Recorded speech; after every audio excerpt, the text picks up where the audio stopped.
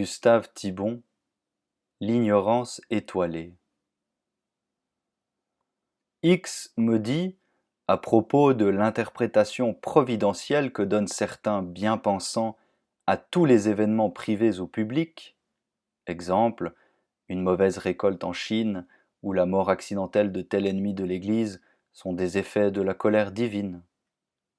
Ils m'excèdent, ces gens qui mettent Dieu partout. Et pourtant ai-je répondu, Dieu est partout.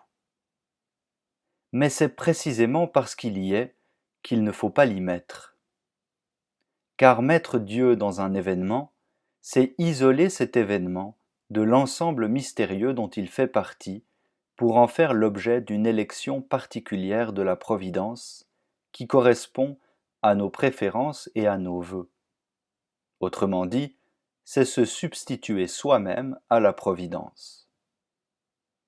Règle absolue, trouver Dieu partout et ne le mettre nulle part.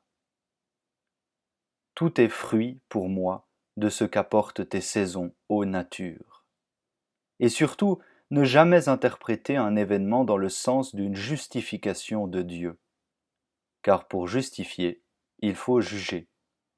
Or, si le précepte « ne jugez pas » s'applique aux actions des hommes, à combien plus forte raison s'impose-t-il devant les œuvres de Dieu?